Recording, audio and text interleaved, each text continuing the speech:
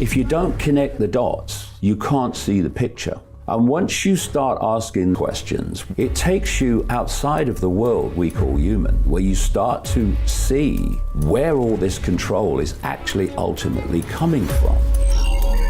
When we look through our eyes, we are not seeing everything that exists. We're only seeing a ridiculously, ludicrously narrow band of frequency called visible light. Every religion has talked about these places, whether it's nirvana. Humans have known this has existed since the beginning of time. If I can start to unravel the nature of reality, why isn't it in the schools? Why isn't it on the television?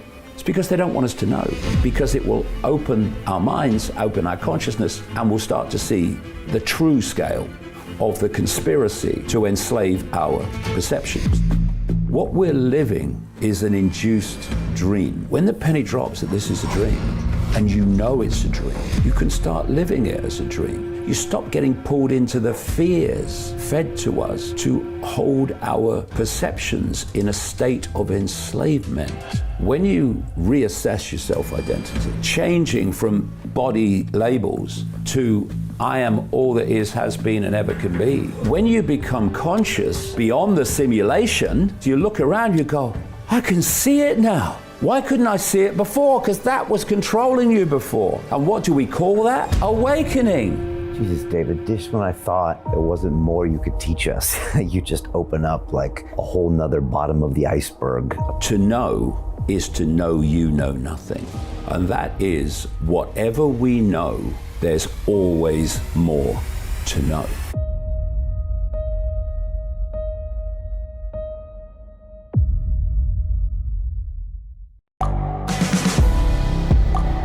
The world is changing. Inspiration is everywhere. It has never been so easy to connect, share, and bring people together. We're learning from others and finding the best in ourselves. Challenging our beliefs. Sharing our vulnerability. Overcoming our fears. Transforming ourselves so we can transform the world.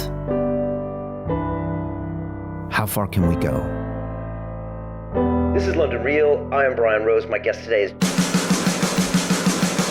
Hi, it's Brian Rose from London Real. You probably know that we've just recently been re-platformed on YouTube after 25 months completely in the dark. The truth is, I really need your help. What I really need you to do is click on that subscribe button right now, like this video, and maybe even leave a comment or share the link with friends.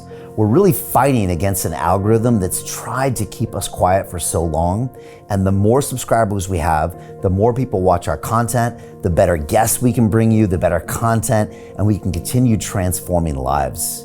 We've been doing this for 14 years now. I want to do this for another 14 years, but I really need your help. So click on that subscribe button, like the video, leave a comment, share this, and we're going to continue to bring you more and more great content. Thank you.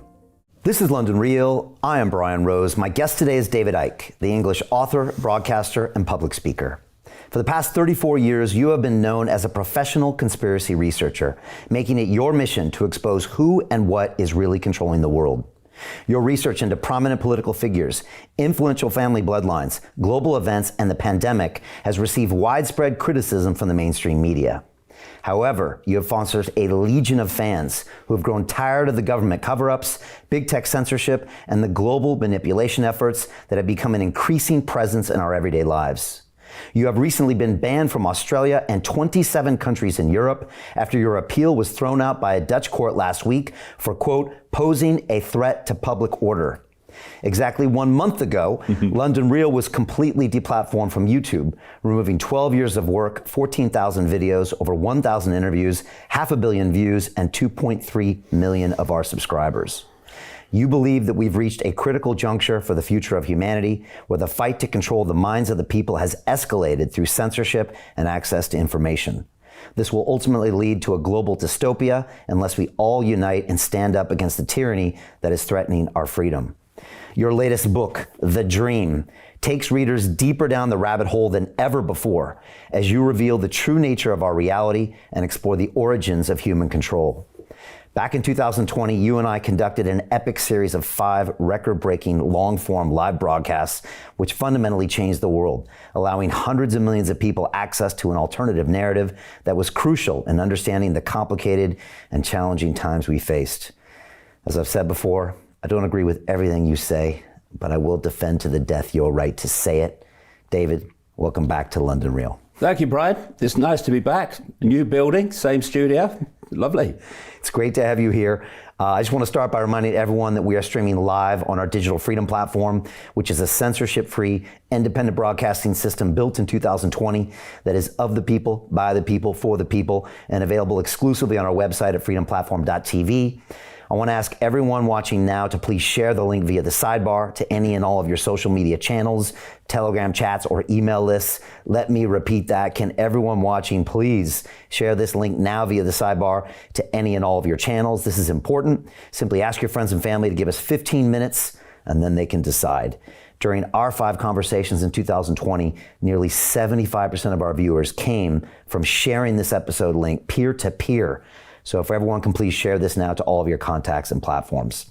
David, I pledge to you and everyone watching this that none of this conversation will be edited, censored, removed, or banned, and that anyone in the world can watch the full version of this episode for free at freedomplatform.tv. Before we start, I just want to remind our viewers that here at London Real, we've been fighting for freedom of speech since 2011. We remain one of the few global media companies whose message is not compromised by advertisers, regulators, or big technology platforms. Let's start, David. Let's start with last night. You and me, we were on stage. There was the world premiere of our brand new feature-length documentary film called We Will Not Be Silenced. What did you make of the evening, the film, everything? Well, I thought the film was great. I thought it was very well shot, very well edited, and it brought a lot of memories back. It's extraordinary how fast the world has moved. That what we're talking about 3 years ago? Yeah. It's a film about the events of 3 years ago in that crazy, crazy time, which they obviously want to bring back at some point. And it's like, it's a lifetime away. You know, it's like so much has happened because the world is changing so fast because they're heading towards the end game they've been working towards for so long, like amazing amount of time, what we call time. And the closer they get, the quicker it gets. So the faster this thing comes in. And it was a real memory jerker for me of a time, you know, there's lots of people now who it's now become acceptable or more acceptable, a much wider audience of acceptability to talk about these things, to talk about the COVID hoax and the COVID fascism. But doing it when almost no one else was doing it, that on the face of it was a real challenge to speak against authority, speak against the system. At the time, the system was playing out one of its major throws of the dice to move this agenda on towards global dystopia in a great leap. But I've been doing this a long time. This is my 34th year. And it's not something where you say, this is a real challenge, this. Or what's going to happen if I say this, if I say that? Well, I know what's going to happen. They're going to throw me off every platform going. But you don't go through that process. You don't go through that process of, what are the consequences for me of saying this? Because to ask that question is to contemplate not saying it. Right. And I refuse to do that. And, you know, the thing about speaking your truth at a time when it's absolutely unacceptable to do it, is that when you say these things at that point, if they have validity, they will be eventually shown to have validity. And people will see and give you credibility for what else you're saying because what you said has turned out to be true. If you didn't say it, because it's like, what are the consequences to me? And oh my God, what's going to happen? Then when they happen, and you say, I knew this was, yeah, of course you did, mate, of course you did. So speaking your truth and having the determination to do so and not to have anyone stop you doing it also has benefits if what you're saying has validity. And, you know, people have said to me over recent years, how do you predict the future so accurately? And I say, I don't. I predict what the plan wants to happen.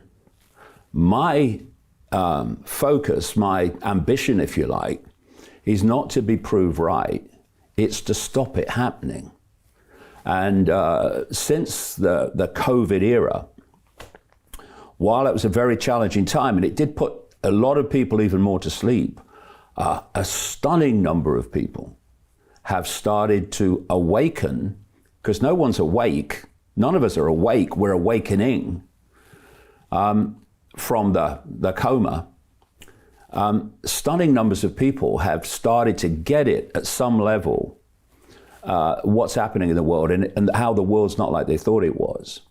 And so when they play the card again, and in some way they're going to, we're starting from a higher base now. We're starting from a base that says, yeah, I can see what they did there, and I'm not having it now, as they play it again.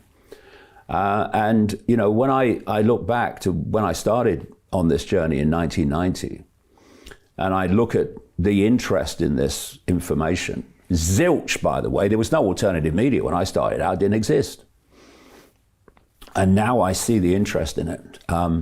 We've made phenomenal strides, not least in the last 10, 5, 3 years. And there's a lot to be enthusiastic about and encouraged about, as well as, of course, every day seeing dystopia rolled out. I love how we could show it, and the film really kind of focuses on the three conversations we had very early on, and it was March 18th, 2020, April 6th, 2020, May 3rd, 2020, when really nobody was talking about what was really happening. And like you said, we were very early to have those conversations. Yeah, it was very good also because, being driven up here from the Isle of Wight, the streets were empty. There weren't any traffic, so it was good from that point of view. But it was also, I would look around, and I'd think, people have been telling me since I started talking about it in 1990, a few people can't control the world. It's not possible, mate. And I'm looking at the empty streets, and I'm thinking, how many people have decided this is going to happen? How many people have acquiesced to it? Tiny number, massive number. That's how easy it is. And what allows that tiny number to do that is the massive number acquiescing and obeying the little number. Oh, it's authority. You can't break the law. Watch me. And that's what we did. I'm going to play a trailer really quickly from the movie. If people want to register for our online premiere, it's londonreal.tv/silenced, and I'm going to be taking it to different cities around the world and trying to premiere it in theaters as well so people can really see it. So we'll play that trailer right now. This is We Will Not Be Silenced, our latest feature-length documentary film. Here you go. China has identified the cause of the mysterious new virus. Over the past few weeks, our entire world has been transformed. You must stay at home. Our freedoms have now been replaced with fear.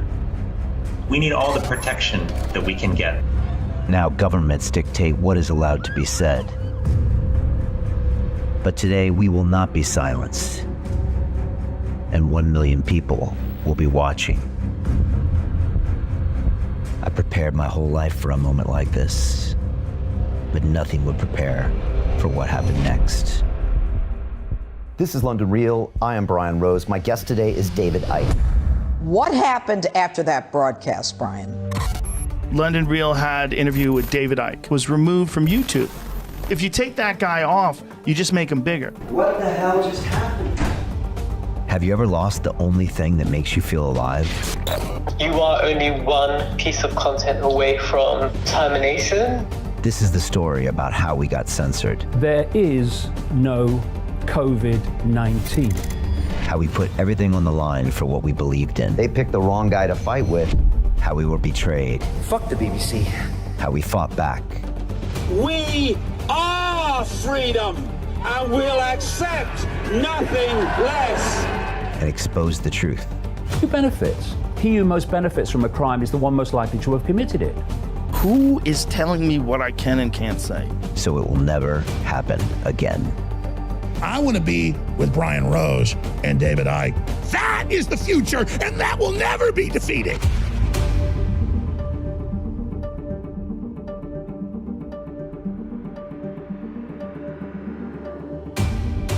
I am more powerful than they are, and they frickin' know it.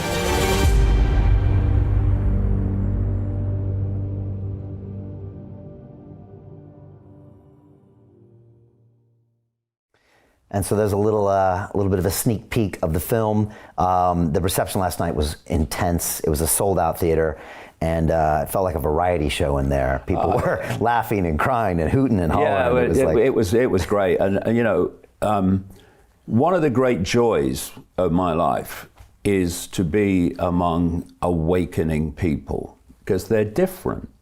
You know, all those massive marches in London in protest at the restrictions, they weren't, you know, I've been on protest marches all my life, you know, things like that. That was different. The atmosphere was different. The people were different, because they'd reached a state or a point of awakening where they were starting to see the world different. They were starting to see each other differently, starting to see themselves differently, the most important of all. And it was such a joy. And last night, it reminded me of those marches, because the energy and the kindness, the niceness of people there was fantastic. Yeah, it was excellent. So I'll be hitting a few other cities around the world and premiering that. Again, LondonReal.tv/silence, just to stay up with that, pre-register, all that. Let's talk about your world a little bit. I think last week it was upheld in court that you have now been officially banned from visiting the entire 27-country European Union. Can you tell us a little bit about the details of that? Yeah, well, the judge that made the decision clearly swapped a spine for a jellyfish, because the decision was ludicrous. It was absolutely political. Just some background. I was asked by a group in the Netherlands last year, involving a Jewish guy called Mordecai. He's become a great friend of mine. He's really been pushing with a lawyer, a fantastic lawyer, and others to challenge the ban. I was invited to go and speak for 20 minutes, half an hour max, in Amsterdam at a peace rally. It was a peace rally saying, can we sort the Ukraine war out, please? Because this is crazy. You know, let's people get around a table or something. Of course, that's not the idea. And furore is not the word. All hell broke loose. That's another way of describing it. The justice minister, and I don't know what the Dutch word for justice is, but whatever it is, it's a misnomer if you're calling her a justice minister. She used parliamentary privilege to call me a Jew hater, The media went absolutely bloody crazy for 3 weeks. And all these major mainstream programs in the Netherlands were demonizing me. And I'm thinking, I was just asked to speak at a peace rally. What's going on? And not once did they ask me for a comment. I mean, if you're going to demonize me, get me on the show. Let me have a word. No invitation at all. So what happened in the end is they found a way of banning me. Now, because the Netherlands is in something called the Schengen border group, when you're banned from one, you're banned from all of them. And currently, it was 26 when the ban happened, but now it's 27. Croatia's come into it. Romania and Bulgaria are coming into it by the end of the year, I think, so I'll be banned from 29 countries. I'm already banned from Australia. And lots of other countries use the Schengen criteria and therefore won't let you in if you're banned by the Schengen group. So we challenged it. And the judge who was overseeing it admitted in her judgment that the law under which I was banned no longer exists. In March of this year, the Schengen group dropped a regulation through which I was banned.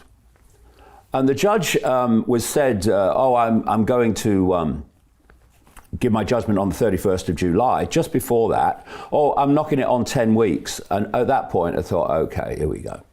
So she took the whole of the 10 weeks and then the judgment a few days ago and said, yes, that the law under which he's banned no longer exists, but it did exist when he was banned. And the other thing is, the government lawyer, who, he's not the brain of the Netherlands, that's for sure, I tell you, looking on.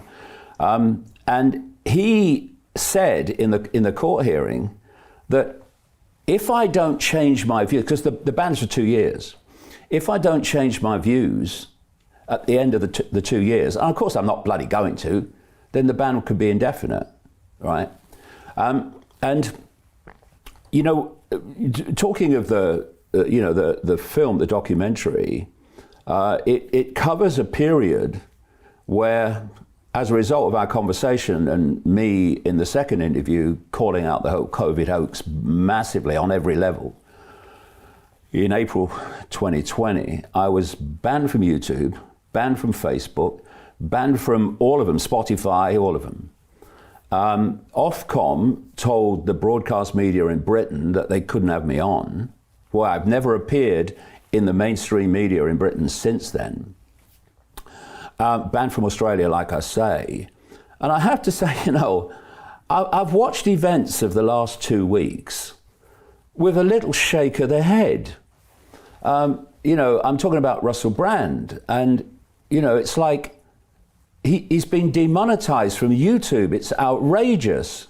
I was demonetized from YouTube in 2018 and thrown off in April 2020 and all the rest of them as well.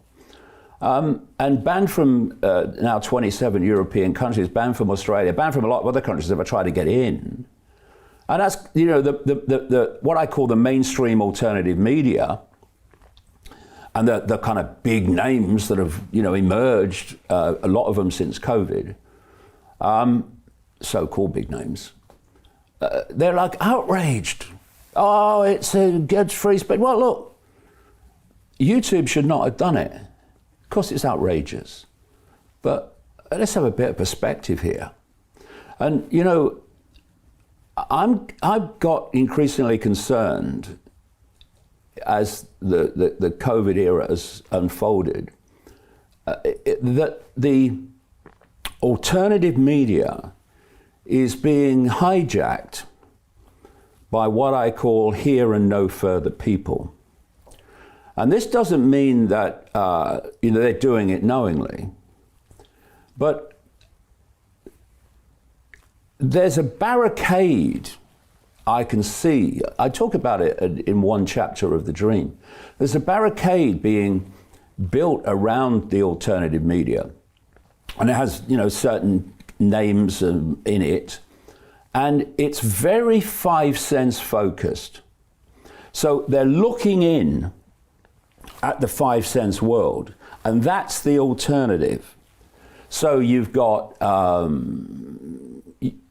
Russell Brand. He's basically in the 5 sense level. And the thing about Russell Brand, he had me on some of his kind of comedy shows years ago, and I went on because I thought, I'm not getting access anywhere else, so let he who have ears, let them hear, so maybe I'll get something out. But it wasn't easy because he weren't really interested in putting this information out. I was sitting there, and he put pictures of famous names on the screen and say, "Is he a reptile? Is he a reptile?" Your heart bloody sinks. Trying to get some serious information over, and it came to the point where I was on the end of a phone into a radio show that he was doing, and there was Noel Gallagher was on it, and a guy called Noel Fielding.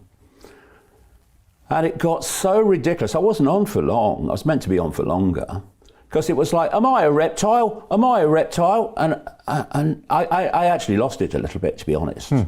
And the interview was shall we say, ended earlier than expected.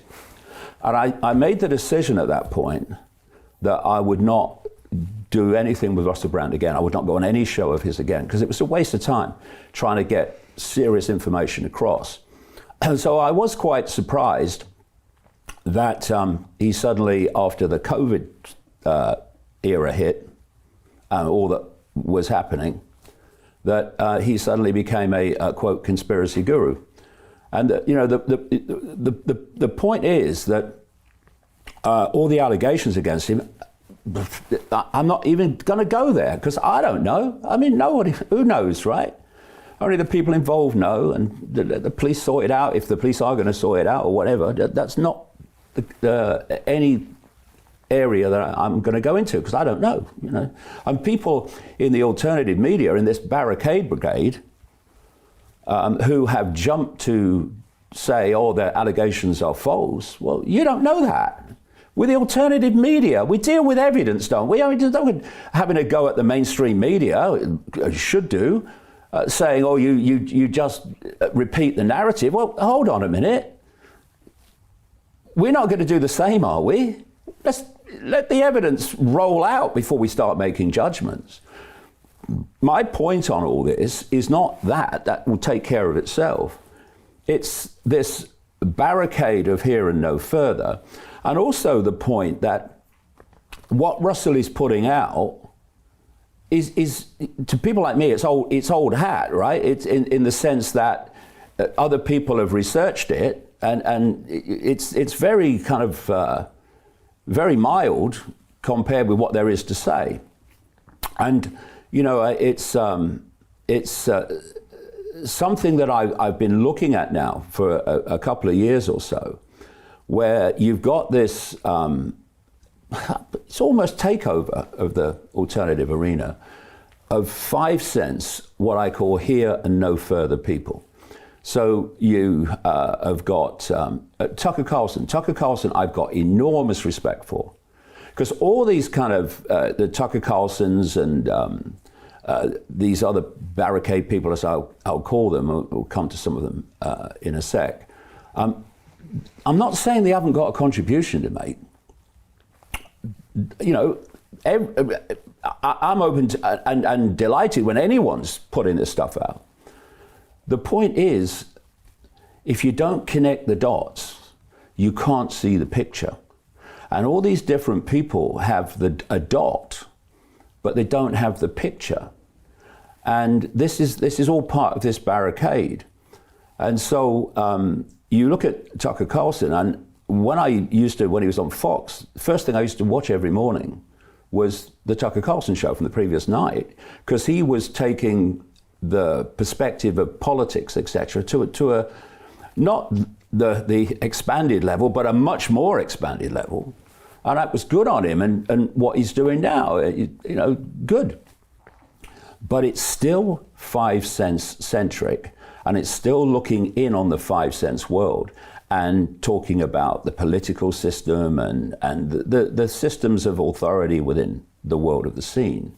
So it's very point specific. He'll interview Obama's gay lover, and there's a whole reaction around that. Or Russell Brand will talk about another 5 cents point, and there's a big reaction around that. And everyone says, "Oh wow, thank God for the alternative media." Yeah, but they get stuck there. Exactly that. And the thing about Russell Brand, you know, if you want a masterclass on clickbait headlines, go through his Rumble videos, because the clickbandit headlines. Does he regurgitate stuff are phenomenal. You did from years ago? It's regurgitation, yeah, exactly.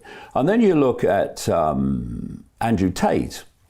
Andrew Tate has picked up on something I've been writing about for a while. He's picked up on a specific area. Now, it's an important area, and that is the way masculinity is being removed from the male.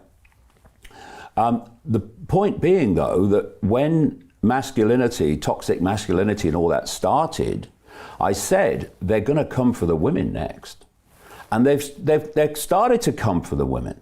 And there's a reason for that. You know, the word that opens up everything and takes you through the glass ceilings to the next level and the next level is a simple question: why?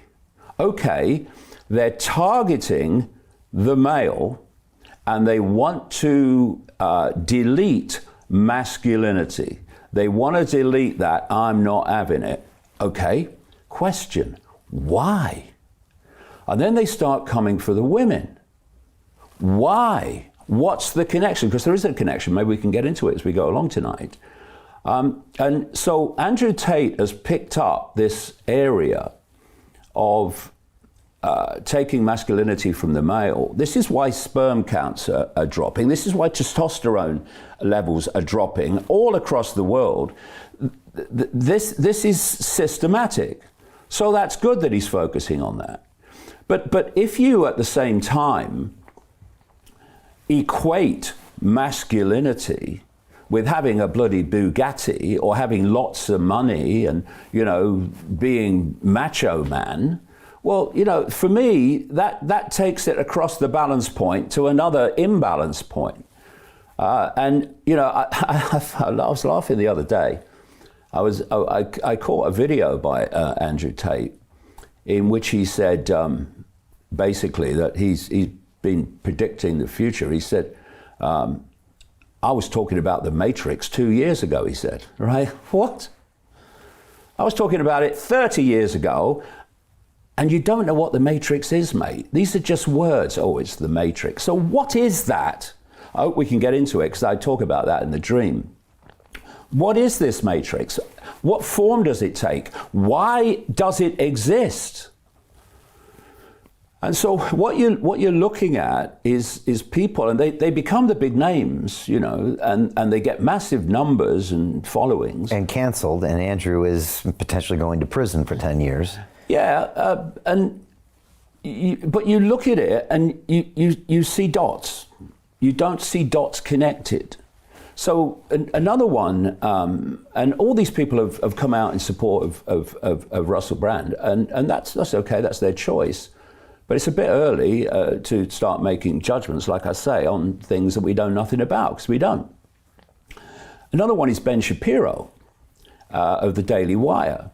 The Daily Wire is not the alternative media, it's an alternative Republican Party. It's 5 cents centric, and it's looking into American politics and analyzing American politics, which is fine. I don't have a problem with any of these people doing what they're doing. I have a problem with the fact that they are together, and I would bring Jordan Peterson into that as well. There's some very interesting things to say about psychology. Again, it's another area, another dot, very interesting stuff. But in terms of the big picture, he hasn't got a clue what's going on, frankly. Right. And so you've got all these different people in what I call the barricade, and they're all making their contributions. And, you know, I say, okay, fine, yeah, no problem, yeah, good. But better than the BBC. Yeah. But Yeah, and actually, interesting you should mention that, because another one of these barricade organizations is GB News in Britain. You know, this is something that is kind of important to point out. During COVID, right, there was a build-up of rejection and a build-up of awareness that the world wasn't like we thought it was. You know, some of us could see it before because we did the research, but more and more people could see that. And you saw with the COVID protests in London, started off with a few people. They were picked off by the police. And in the end, there's hundreds of thousands of people walking through London, and the police are standing on the side of the road just watching us go by because there's nothing they could do. The numbers were too great. And there comes a point where, if you like, the resistance needs to be, it needs to have the steam taken out of it. So what you do, you don't keep pushing and pushing and pushing, because if the resistance gets to a certain point, of massive, massive penny drops in the population. Hey, authority doesn't have the power. We have the power. Their power is our acquiescence to their power, our illusion that they have power, but actually the power they're recycling against us is the power we're giving to them in the form of acquiescence. That's their worst nightmare, this global cult I talk about. That people will grasp that. And when you've got the hundreds of thousands of people in London, for instance, we're starting to get there. The police, you know, were bashing people with bayonets at one point, and now they're standing on the side of the road watching us go past because it's just too many people, right? Mm-hmm. The power dynamic was on public display. So you take the steam out. And that's something that I've seen happen with this, if you like, the barricade.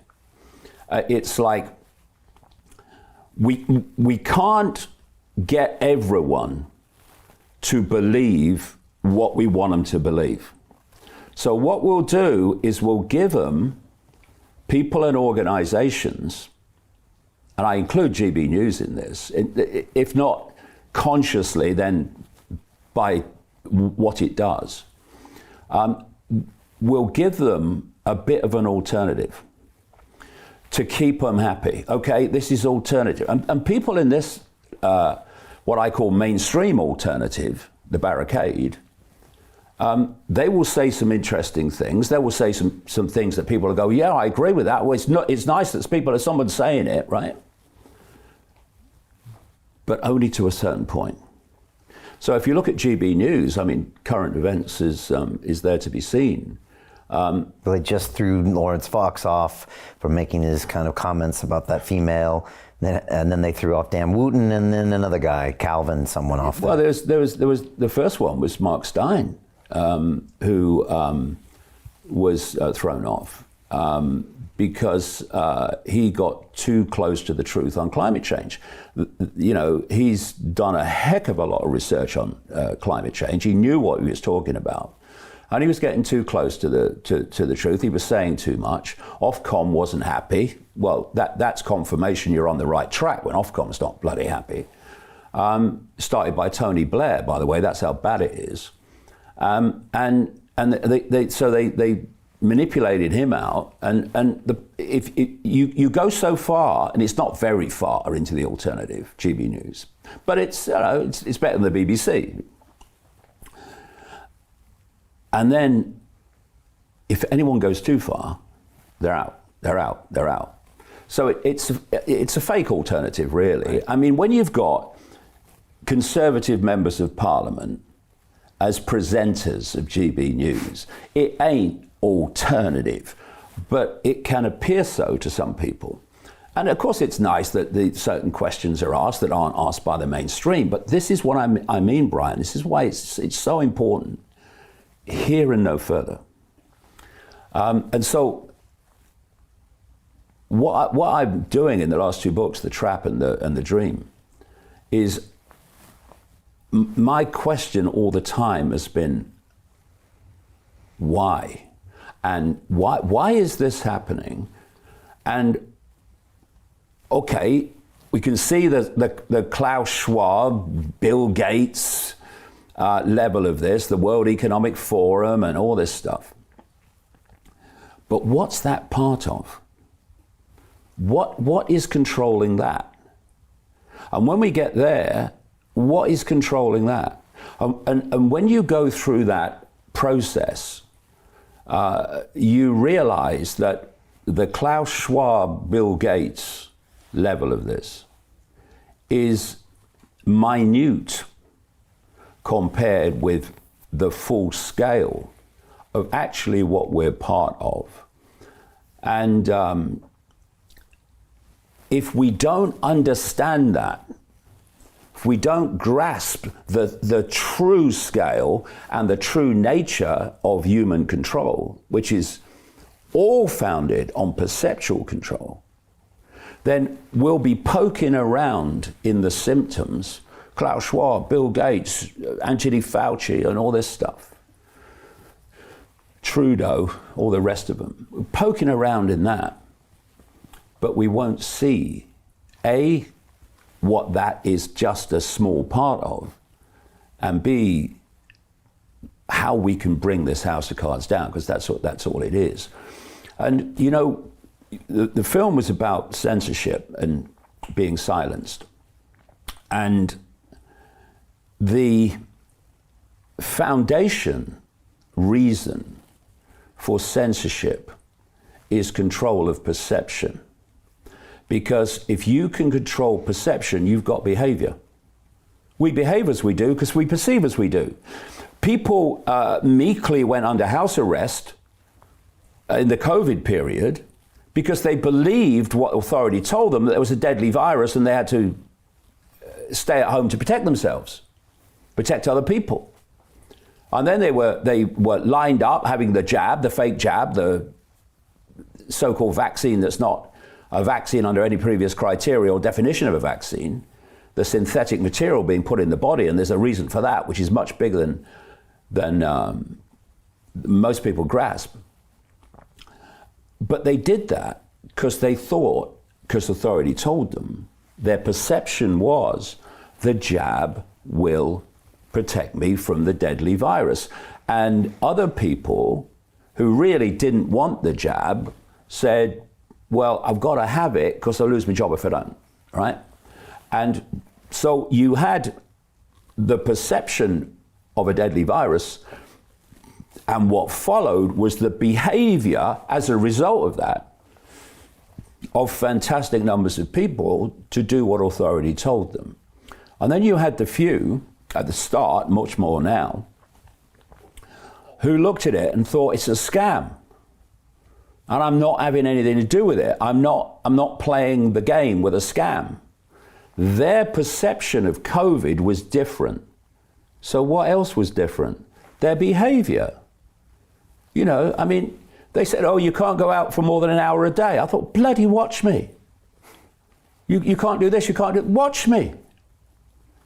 You know, walk down the street and people are going around you. I didn't go around anybody because I wasn't frightened of anybody. But they were frightened of me because they were frightened of everybody. And so they did this big turn around you in the street and you just shake your head. The point being that the behavior of those two very different behavioral groups came from the two very different perceptions of the COVID hoax, the COVID scam, the COVID narrative. And it's the same with every perception. So you go another step back. Behavior comes from perception. Where does perception come from? It comes from information received. So it could be the BBC News, if you're really crazy. It could be a post on Facebook. It could be any source of information. It could be a personal experience. From these information sources, you form your perception. And from perception, you form your behavior. So control of the information from which people form their perception is absolutely crucial to this sequence. And therefore, if you want them to believe a narrative, perceive a narrative, behave on the basis of that narrative, then you don't want other narratives that could give people a different perception of a situation, the world, or self-identity.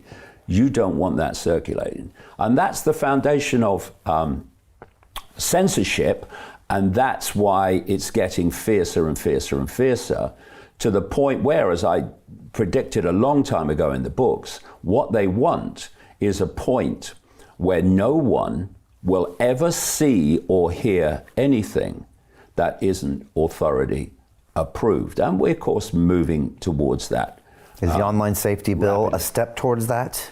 The online safety bill in Britain is a massive step towards that, because they've given this, I mean, I love it. They say, Ofcom is independent. Okay, so who appoints the person in charge then? Oh, the government? Oh, right, that kind of independence. Gotcha. To continue watching the rest of the episode for free, visit our website, londonreal.tv, or click the link in the description below.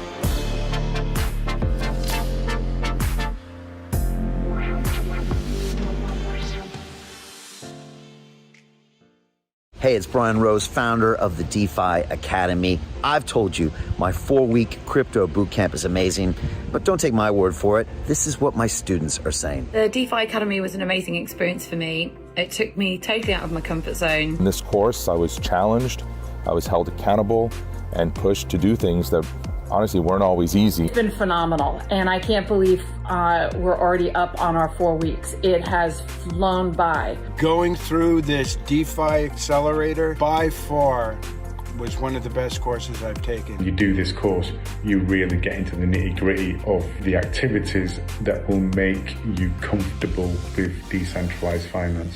Thank you so much to Brian and everyone at London Real and the DeFi Academy for even putting together an amazing course like this. Anybody else that wants to do it, please sign up. It is well worth the money. Most people will never see this opportunity. Dubai luxury transformation projects have historically delivered 40 to 90% annual returns. That is incredible. These were once reserved only for insiders with access. I spent 15 years on Wall Street, and I learned this: the biggest returns always go to the people who get the call first. Now, you finally can. We've just received a brand new project with major upside potential. Allocations move fast. Click the link, apply now, and speak to my team. This is your chance to see what others never will.